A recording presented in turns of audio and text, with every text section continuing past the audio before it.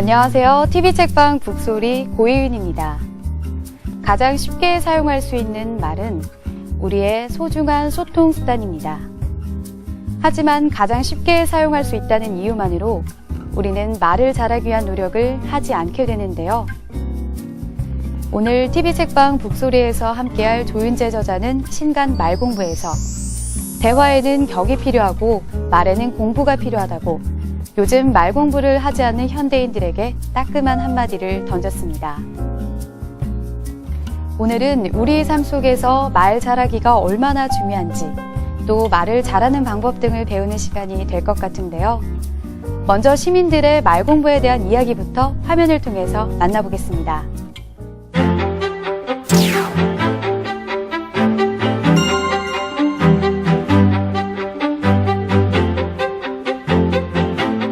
상대방하고 대화를 해서 상대방을 이해해 보시기 때 말싸움할 때나 논쟁할 때 제일 말을 잘하고 싶었어요.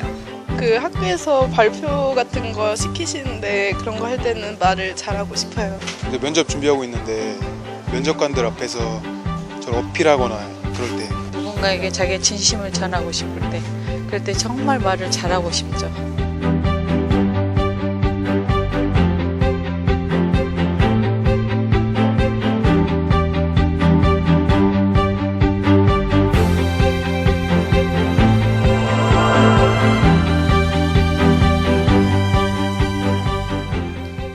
말 잘하고 싶은 분들의 각양각색의 이야기들 재미있게 들어봤습니다. 오늘도 함께해 주실 김성신 평론가 나오셨고요. 안녕하세요. 네, 그리고 오늘 대담의 주인공이시죠. 베스트셀러 저자이자 말공부의 저자이신 조윤재 저자님 모셨습니다. 네, 안녕하세요. 네, 말공부가 베스트셀러에 오른 지 꽤 됐는데 어떻게 보면 당연한 질문일 수도 있겠지만 이 베스트셀러에 오르고 나서 기분 굉장히 좋으셨을 것 같은데 어떠셨나요? 역시 나는 대단하구나. 올 것이 왔구나. 뭐 이렇게 교만하게 생각한 건 아니고요. 그냥 사실은 저도 이제 출판계에 있었기 때문에 이 각 인터넷 서점이나 베스트셀러에 이제 올라간 책들을 보면 정말 대단한 분들이 오르시더라고요. 그리고 실제로 대단하고요. 근데 이제 저 같은 사람이 이런 자리에 올라도 되나 하는 그런 좀 가분하다 이런 생각도 들고요. 근데 사실 본심은 정말 좋습니다. 예, 아주 제가 당연한 질문을 드렸네요. 네, 말 공부는 어떤 책인지 시청자분들께 간략하게 소개 부탁드리겠습니다. 말 공부는 사실은 제목을 보면 이 책을 다 말해주고 있다고 생각합니다.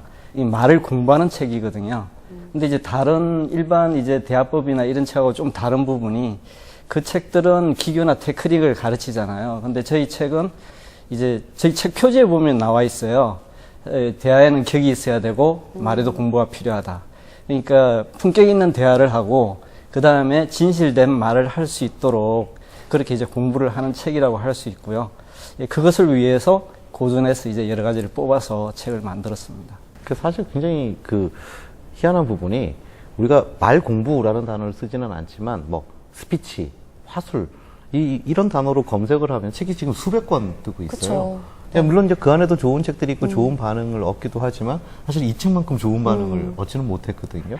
참 어떤 이 책만이 가지고 있는 또 굉장한 강점이 있다라는 생각은 분명히 들어요. 예, 저도 사실은 이제 출판 기획자를 하면서 사실은 대화법에 대한 책들을 몇 권을 냈었어요.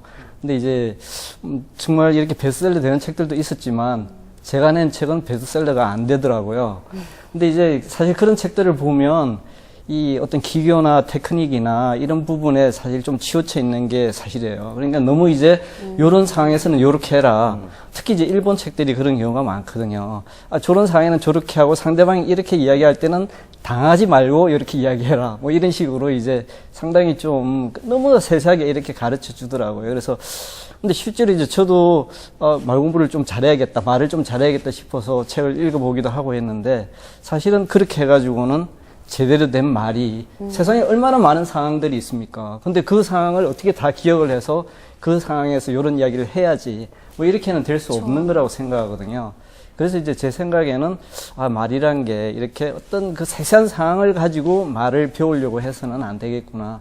정말 아예 내가 깊이 있고 정말 지혜로운 사람이 되면 내 내면에서 이렇게 서서히 우러나와서 그게 자연스럽게 말이 나와야지 어떤 그 상황을 따라서 이렇게 말을 하는 건 아니구나 이렇게 생각을 했고 또 그래서 이제 그 책을 쓰게 됐습니다. 네, 말은 기술이나 기교가 아니라 내면에서 힘과 지혜를 길러야 한다라는 부분이 이 내용의 핵심인 것 같은데요. 네. 구체적으로 보면 이 내면의 힘과 지혜를 기르는 방법 어떤 게 있을까요? 속됨을 고치는 데는 책만한 것이 없다라는 말이 있습니다. 명나라 마렵의 장호라는 이가 그 유명한 정각자들이 이제 좋은 글을 새겨놓은 것을 모아서 이렇게 만든 학산당인보라는 책에 실려 있는 글이거든요. 이 책은 특히 조선의 그 실학자들이 이제 굉장히 좋아했던 책입니다.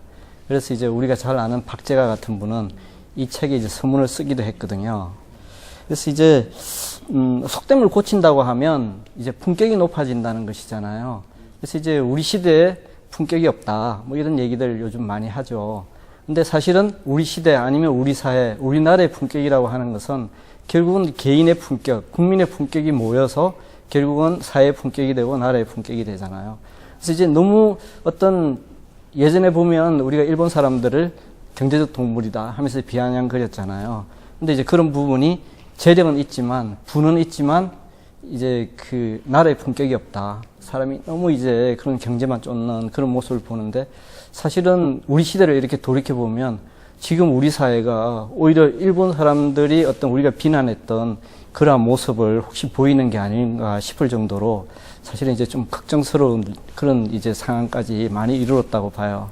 그래서 이제 지금 그런 부분들이 우리가 이제 너무 속되게 또 아니면 너무나 물질이나 이런 부분만 쫓는 성공지상주의에 이렇게 매몰이 돼서 이제 그런 것 같아요.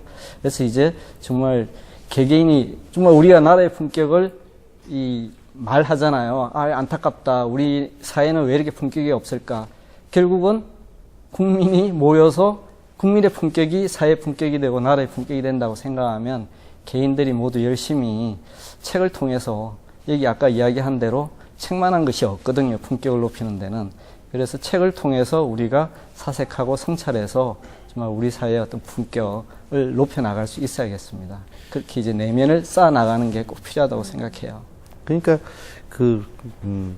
지금 말씀하신 그런 그 지혜를 우리가 구하고 품격을 유지하고 그런 어떤 삶을 우리가 지향을 하는 것인데 그것이 꼭 동양 고전이어야 할 이유는 무엇이었을까? 사실 이것을 좀 질문을 드리고 싶어요. 왜냐하면 책은 또 굉장히 많지 않습니까? 다양한 서양의 고전이 있을 수도 있고요, 문학이 있을 수도 있고.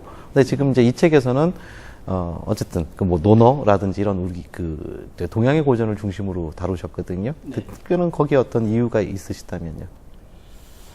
고전을 읽다가 정말 이렇게 이 무릎을 치는 그런 대화들이 많이 나와요. 그래서 야 정말 어떻게 이 철학자 고전 특히 이제 2500년 3000년 전에 이제 현자들이다 하면 우리가 생각하기에는 고리타분한 분들이잖아요. 근데 그런 분들이 말씀하시고 대화를 하시는 게 이렇게 감각적이고 이렇게 멋있을 수가 있나 이런 생각을 했었어요. 그래서 이제 이 현대 대화법하고 만약에 고전을 합친다면 뭔가 나오지 않을까 사실은 이런 생각을 했고요. 그래서 이제 그 영감이 떠오르자 이제 제가 바로 도서관에 뛰어가가지고 책들을 이제 고전 책들을 막 이렇게 뒤지기 시작했는데 정말 많은 이야기들 책을 쓰고도 남을 정도로 많은 그런 정말 좋은 어떤 말들이 이렇게 많이 나오고 그렇게 하더라고요. 그래서 이제 이 두 가지를 합쳐보자. 합치면 지금 저도 마찬가지고 많은 사람들이 고전이라고 하면 조금 어렵고 멀리 하잖아요. 그러면 사실은 고전이 그렇게 지혜의 보고라면 이거를 좀 더 사람들에게 가깝게 해줘야 되는데 이런 책임감이 있는데 이런 생각이 들었고요. 그렇게 해서 이제 고전도 가까워지고 그다음에 사람들이 정말 꼭 배우고 싶어 하지만 제대로 배우지 못하는 그 말의 어떤 그 진실한 말에 대한 이런 부분도 역시 이제 사람들에게 더 좋은 그러니까 말하는 법, 진실된 말을 하는 법을 가르칠 수 있겠구나. 가르친다기보다는 알릴 수 있겠구나. 이렇게 해서 책을 썼고요. 제가 첫 번째로 융합을 해서 이제 만들어낸 게 바로 이 책이고, 그리고 많은 독자분들이 또 사랑을 해주셔가지고, 한편으로 제가 이제 앞으로 이런 부분에 일을 더 열심히 많이 해야겠다. 이런 생각도 하게 됐습니다. 네, 어떻게 보면 고전에서 말 잘하는 법을 이렇게 끌어냈다고 보실 수도 있겠는데요. 네, 구체적으로 고전을 통해서 어떻게 말 공부를 할 수 있을지 궁금한데요. 이런 부분을 책에서 또 어떻게 풀어내셨는지도 궁금합니다. 공자는 사실 어떤 제자의 성품이나 특성에 따라서 이렇게 다르게 가르쳤거든요. 그러니까 똑같은 질문을 해도 다른 대답을 했어요. 이제 하나 제 책에 있는 부분에서 이제 예를 들어보면, 자로하면 이제 불량배 출신이에요. 이제 우리말로 하면 양아치라고 해도 되나요? 그래서 이제 그런 이제 이 저작거리에서 그렇게 다니다가 공자를 만나서 이제 공자의 제자가 되거든요. 근데 사실 9살 차이밖에 안 나요. 다른 제자들은 다 20, 30년 이렇게 차이가 나는데 자로는 거의 이제 9살 정도밖에 차이가 안 나기 때문에 원래 이렇게 좀 불량배나 뭐 이렇게 하게 되면 어떤 이렇게 서열이 있잖아요. 굉장히. 근데 또 자기 어떤 그런 쪽을 벗어나게 되면 뭐 10살, 20살 정도는 친구다. 뭐 이렇게 해서 공자한테 이제 아웅다웅하고 뭐 이렇게 많이 이제 하는 그런 장면들이 나오거든요. 그래서 저는 자로가 사실 이제 논어란 책을 읽게 되면 상당히 양념구실을 많이 한다고 생각해요. 그래서 자로가 없었다면 논어가 아마 지금처럼 그렇게 재미있었을까? 뭐 이런 생각도 할 정도로 이제 다채로운 그런 이제 그 여러 가지 그런 상황들을 연출하게 되는데요. 근데 이제 자로가 공자에게 이제 물어봤어요. 스승님, 저기 그 좋은 말을 들으면 그것을 곧 행해야 됩니까? 하고 이야기했을 때 공자는 부모 형제가 있는데 어떻게 바로 행하겠느냐 이렇게 이제 대답을 했거든요. 근데 이제 염류가 이제 염류는 또 소극적인 성격의 제자예요. 근데 이제 이 친구가 또 자로하고 똑같은 질문을 하니까 당연히 바로 행해야지. 공자가 이렇게 이제 대답을 해요. 그러니까 정반대의 대답을 한 것이잖아요. 그러니까 그런 부분이 어떻게 보면 어떤 우리가 이렇게 상대방을 배려해서 이렇게 이야기하는 부분에 대한 배려하지 못하는 부분에 대해서 공자가 답을 준다고 생각해요.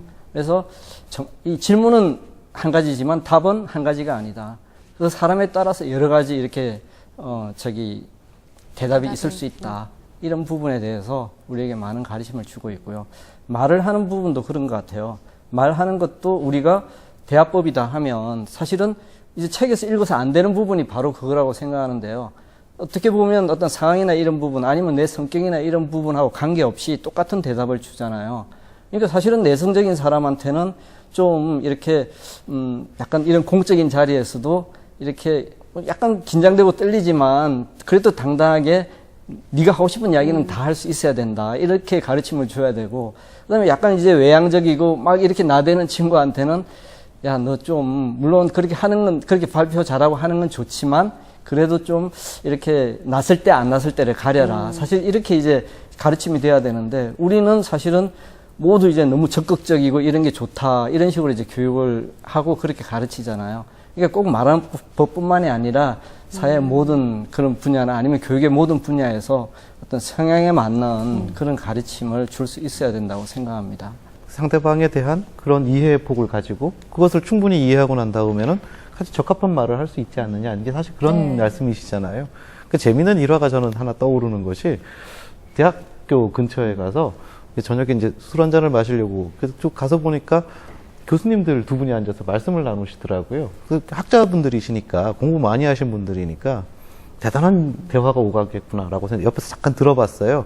너무 재밌는 것이 완전히 서로에게는 귀를 닫고 각자 자기의 이야기만 하시더라고요. 얘기를 받아서 대답이 나오는 것이 아니라 그냥 자기 얘기를 하고 맞은편에 있는 사람은 전혀 듣고 있지 않다가 또 자기 얘기를 하고 이 말을 잘한다라는 것도 마찬가지일 텐데 결국은 그거는 어떤 학식의 문제라든지 뭐 어떤 지위의 문제라든지 뭐 이런 문제가 아니라 결국은 마음가짐의 문제가 아닌가라는 생각이 들어요. 그러니까 많이 교육받지 못해도 남의 말을 경청하고 말을 참 그렇게 해서 잘하는 사람들이 있는 반면에 공부 많이 해도 전혀 이 말은 근데 일단 귀부터 다가놓은 사람들은 말을 잘 할 수가 없는 것 같더라고요. 네. 제 책에 그런 거의 비슷한 딱 맞지는 않은 것 같은데 비슷한 이제 구사가 나오는 게 그 자공이라고 하면 공자의 제자 중에서 가장 말을 잘하는 제자였어요. 그리고 정말 탁월한 외교수를 가지고 있었거든요. 그래서 이제 공자의 부탁을 이제 듣고 노나라를 이제 위기에 다른 나라의 침공으로부터 구하기도 하고요. 그다음에 이제 일부 어떤 이제 벼슬을 하는 사람들은 당신이 사실 몰라서 그렇지 공자보다 못할 게 뭐 있냐.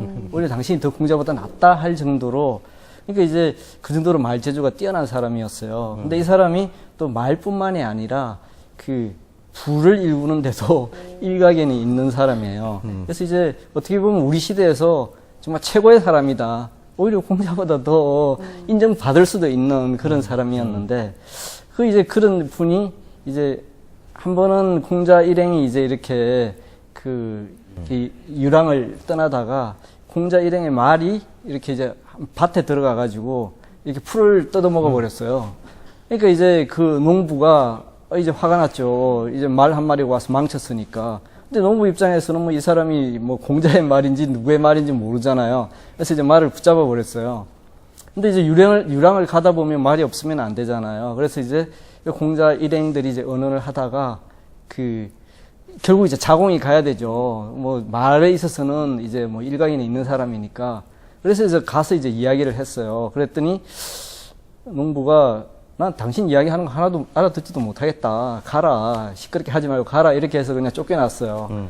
근데 이제 그 공자 일행을 따라다니던 이제 시골떡이가 있었어요. 그래서 이 사람이 이제 제가 한번 가보겠습니다 하고 이제 갔거든요.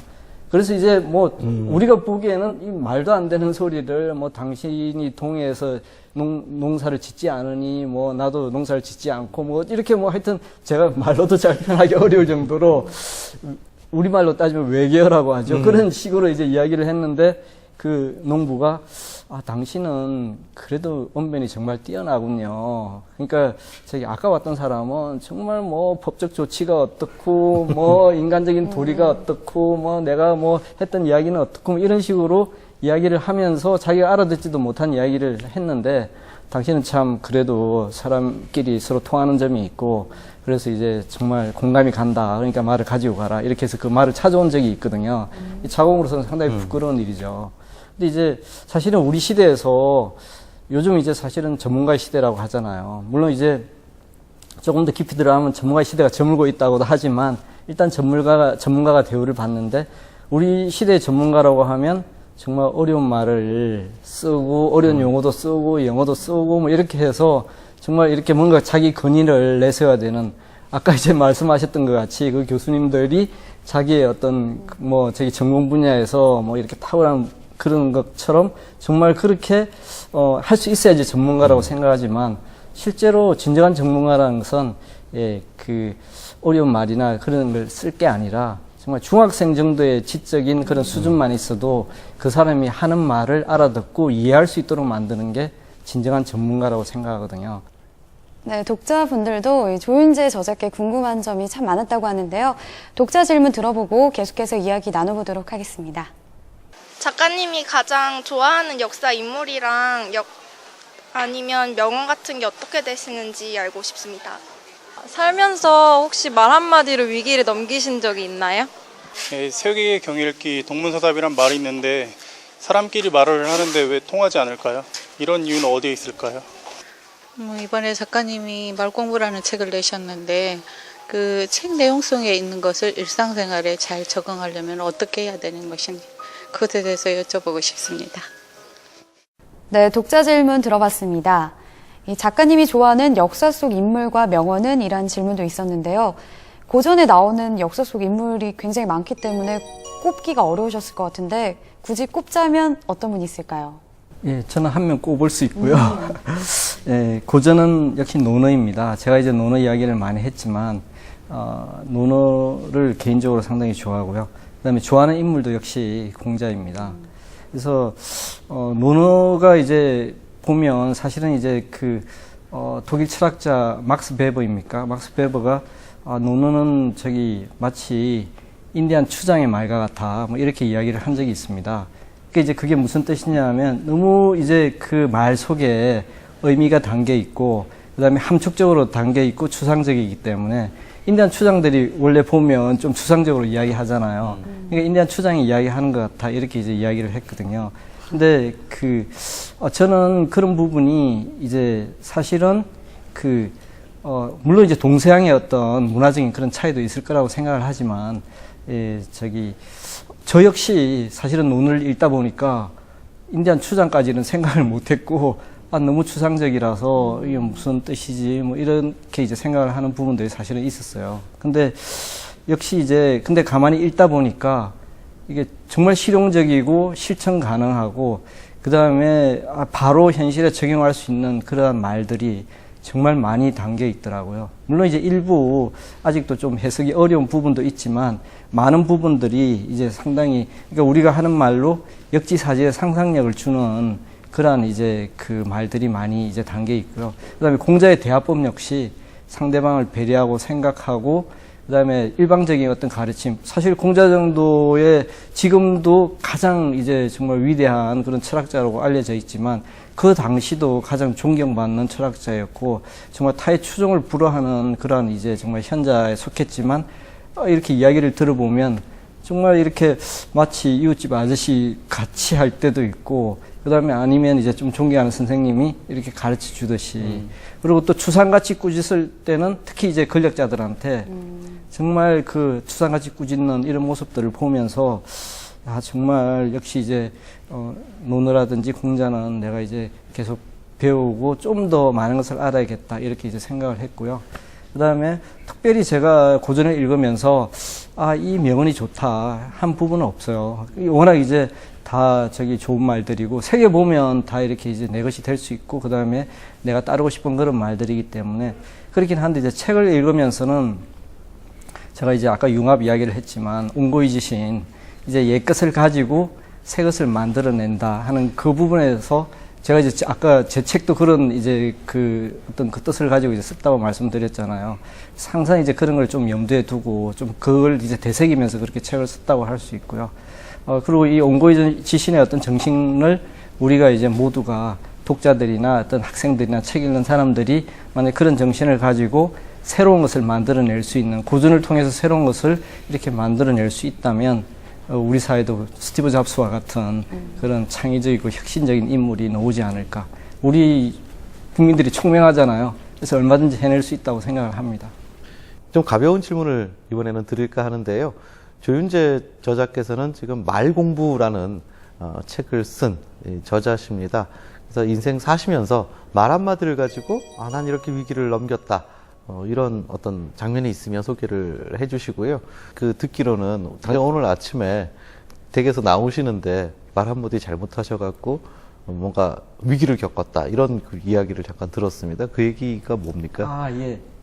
그건 이제 위기에 빠진 거죠. 위기에 벗어난 빠진, 게 아니고 위기에는 수없이 많이 빠지고 있습니다. 사실은 이제 뭐 정말 이렇게 제가 이제 직장 생활도 했고 또 이제 비즈니스적으로 이렇게 만나기도 하고 뭐 직장 상사하고의 관계나 이럴 때 사실은 제가 좀 말 실수를 하거나 좀 잘못해가지고 근데 이제 제일 두려운 게 상대방이 어떻게 생각할까 이게 이제 제일 특히 이제 직장이나 이런 데서는 그게 두렵더라고요. 그래서 밤새 고민, 제가 이제 보시기에 그렇지만 좀 소심하잖아요. 그래서 자포자기할 때는 대범한데 사실은 좀 소심해서 그 사람이 이걸 어떻게 생각할까, 혹시 이제 이걸로 해서 나를 싫어하면 어떡하나, 뭐 이런 이제 고민을 많이 했고요. 그야말로 이제 수없이 많았습니다. 근데 사실은 이제 저희 나이 좀 되거나 아니면 그 이전에라도 제일 말 실수를 많이 한다거나 자존심 때문에 또 문제가 생긴 거라 하는 게 사실은 아내하고 이 관계라고 생각해요. 그래서 사실은 아내하고 이렇게 말다툼 하는 게 보면 어떻게 보면 아주 사소한 일로 해서 말다툼이 시작되고 이게 큰 싸움이 되잖아요. 그래서 이제 며칠씩 말도 안 하게 되고 뭐 저희 같은 경우는 뭐 두드려 부수는 일은 없지만 우리 옆집 같은 데는 두드려 부수기도 하더라고요. 근데 이제 제가 오늘 아침에 사실은 이제 제가 고현 아나운서를 꼭 보고자 했던 건 아니고요.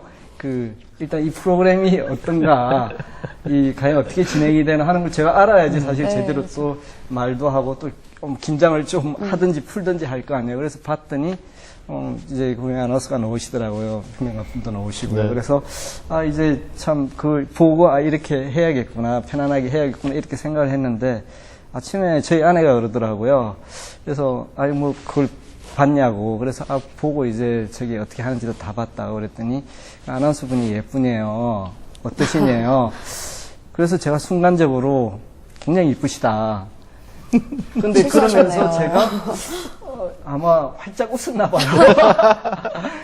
그랬더니 아내가 갑자기, 저는 활짝 웃고 있는데 아내 표정이 갑자기 확 변하는 거예요. 그러더니 어떻게 그렇게 그럴 수 있냐고. 근데 그건 그러면서 말 이제 실수라기보다도 표정 실수이신 그쵸. 거잖아요. 그때 아닙니다. 딱 이렇게 무표정을 짓고 말씀하셨으면 아니에요. 그 아내분께서 좀 표정을 지울 수가 없어요. 생각만 하면 이렇게 활짝 웃게 됐기 때문에. 그래. 근데 이제 정말 이 자리를 빌어서 제가 제일 사랑하는 사람이 사실은 아내잖아요.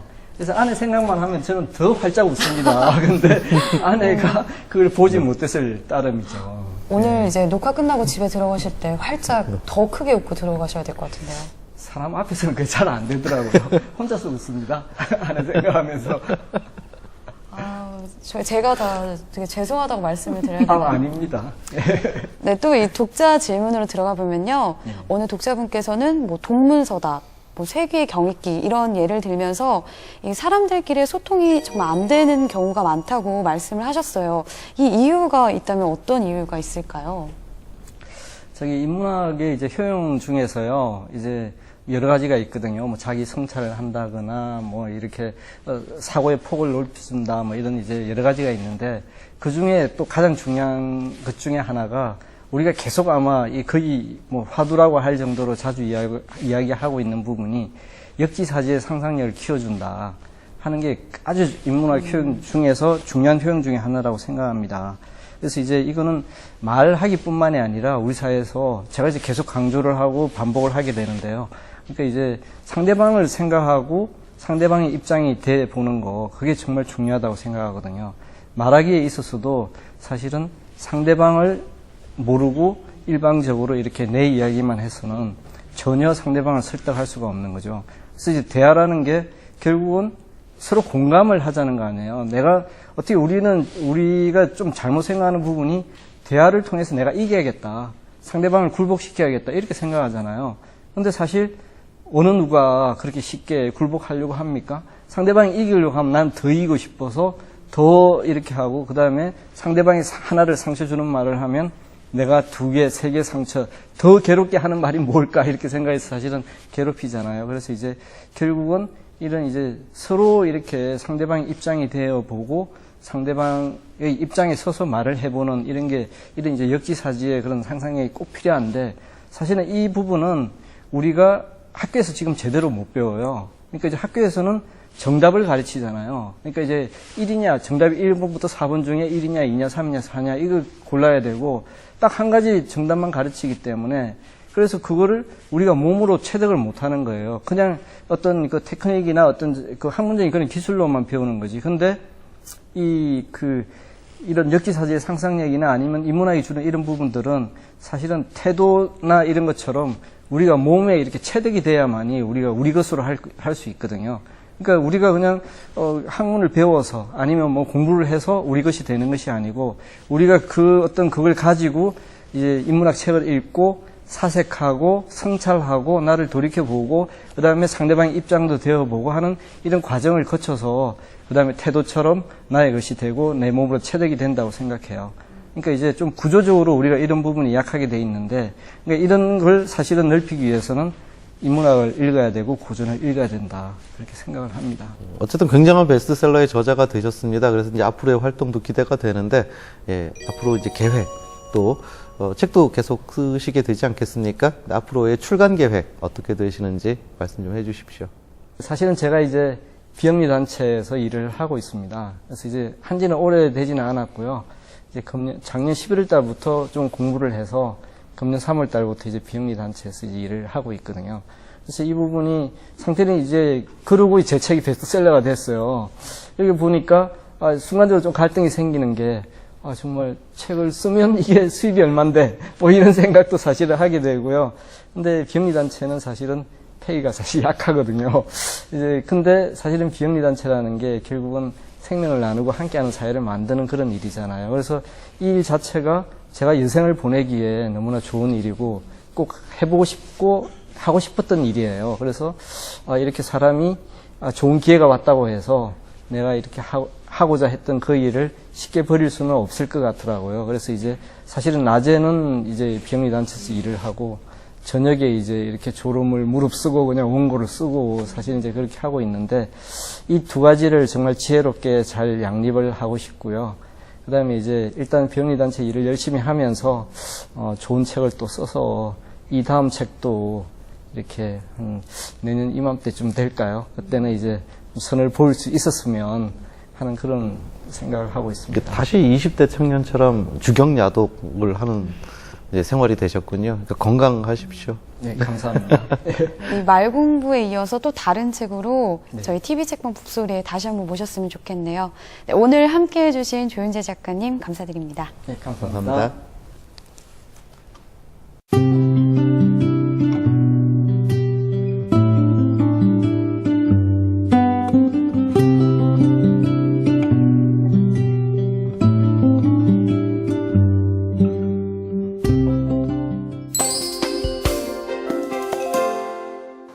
안녕하세요. 서울도서관 관장 이용훈입니다. 벌써 한 해의 절반으로 접어드는 6월인데요. 연초에 계획했던 책 읽기가 잘 진행되고 있는지 도서관에서 한번 점검해봐도 좋겠습니다. 서울시 구석구석 다양한 도서관을 찾아가는 우리 동네 도서관 지금 시작합니다. 오늘은 송파구 송일호에 있는 소나무 언덕 4호 작은 도서관을 찾았습니다. 송파를 우리말로 풀이하면 소나무 언덕, 그래서 소나무 언덕 4호 작은 도서관이라는 예쁜 이름이 붙게 되었습니다. 하루 평균 350명이 이용하고 230권 정도의 책이 대출되고 있는 활성화된 도서관입니다. 저희 소나무언덕 4호 도서관은 작은 도서관입니다만 지하에 프로그램실이 별도로 있고 어린이 공간 그리고 성인 공간이 별도로 나뉘어져 있어서 쾌적하게 이용할 수 있고요. 또 특별히 지역에 초중 고등학교가 인접해 있기 때문에 청소년들의 그 솔리언 동아리 활동들도 이루어지고 있고 인문학 동아리 프로그램과 또 독서 치료 프로그램 등 다양한 문화 프로그램들이 다양하게 이루어지고 있어서 다양한 연령층의 이용자들께서 좋은 프로그램에 참여하실 수 있는 것이 가장 장점 중에 한 부분입니다. 비록 작은 규모지만 다양한 프로그램으로 지역 주민들과 소통하고 있는데요. 마침 오늘은 인근 유치원에서 도서관 견학을 오는 날입니다. 읽고 싶은 책을 고르고 또 빌리는 과정을 배우는 건데요. 귀여운 고사리 손으로 고르는 이 책 한 권이 앞으로 아이들이 바르게 성장할 수 있도록 도와주길 기대해 봅니다. 같이 빌릴 거야? 3살 버릇 80까지 간다는 속담이 있죠. 그러니까 요즘 학부모님들께서도 아이들한테 책을 읽혀주기 위한 관심이 많이 갖고 계신데요. 저희는 어릴 때부터 도서관과 책에 대한 관심을 불러일으키고 또 아이들이 도서관을 내 집처럼 편안하게 친숙하게 여기고 드나들 수 있도록 그럴 수 있는 바람에서 시작하게 됐습니다. 네. 도서관에 와보니까 어때 얘들아? 좋아! 아이들이 오니까 떠들썩하네요. 아이들이 도서관을 좋아하게 만들기 위해 어른들은 계속 좋은 도서관들을 많이 만들어 나가야겠다는 생각이 듭니다. 네, 저희 4호 도서관은 한 이용자분께서 참새가 방앗간을 그냥 지나치지 못하듯이 항상 들리고 싶은 그런 공간이라고 얘기해 주셨는데 굉장히 기뻤어요. 지역의 이용자들께서 항상 편안하고 쉽게 도서관을 이용할 수 있는 그런 사랑방과 같은 편안한 그런 공간으로서 자리매김하고 싶습니다. 송파 이동 주민들의 대표 교육문화 공간 소나무 언덕 4호 작은 도서관, 책과 함께 꿈과 희망을 키울 수 있는 우리 동네 도서관이었습니다.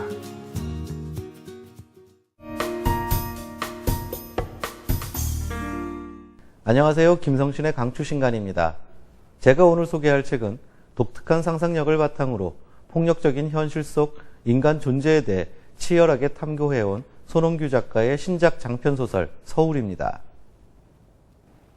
이 소설은 종말 이후의 서울을 다루고 있습니다. 작가는 서울을 폐허로 만든 재앙이 어떤 것이었는지, 그 재앙의 원인이 무엇인지에 대해서는 어떠한 설명도 하지 않습니다. 대신 폐허가 되어버린 서울에서 동생을 지키는 것을 목표로 삼은 한 소년의 내면 풍경과 무너진 서울 곳곳의 거리 풍경을 교체해 그려냅니다. 도대체 무슨 일이 있었던 것일까요? 다만 짐작할 수 있는 것은 재앙 이후로 많은 사람들이 죽었고 대규모의 폭격이 있었으며 사람이 아닌 무언가로 변해버린 자들이 낮을 차지했고 살아남은 이들은 낮을 피해 밤에만 모습을 드러낸다는 사실뿐입니다. 소설 속 소년의 내면과 폐허가 된 서울은 서로 닮아 있습니다. 종말이 찾아오기 전에도 소년은 세계에 대해 분노와 증오를 품고 있었습니다. 이야기가 전개되면서 소년의 종말 이전의 기억이 조금씩 드러납니다. 가난 때문에 아파트 옥상에서 자신과 동생을 던지고 자신도 목숨을 버리려 했던 무능한 아버지, 스스로 목을 메어 목숨을 끊은 어머니, 그리고 동생과 함께 서울을 애써 견디던 기억뿐입니다. 이렇게 소년의 세계가 증오로 가득 차 있는 것처럼 종말 이후의 서울에서도 살아남은 이들과 괴물이 된 이들은 모두 증오로 가득 차 있습니다. 소설 속에서 무너진 서울을 점령한 한때는 사람이었으나 이제 결코 사람이라 할 수 없는 새로운 종족의 비유는 매우 의미심장합니다. 어떠한 것도 서로 소통되지 않고 각자의 고통 속에서 각자의 증오로 가득 찬 존재들은 이미 사람이 아닌 것이며 그런 존재들이 만들어 놓은 세상은 이미 폐허라는 작가의 메시지가 드러나는 지점이기 때문입니다. 결국 이 소설은 이렇게밖에 살지 못하는 우리가 아직 사람이냐고 묻고 있는 것입니다. 이미 괴물이 되어버린 우리에 대한 이야기. 김성신의 강추신간 2주의 선택은 바로 손원규 작가의 서울입니다.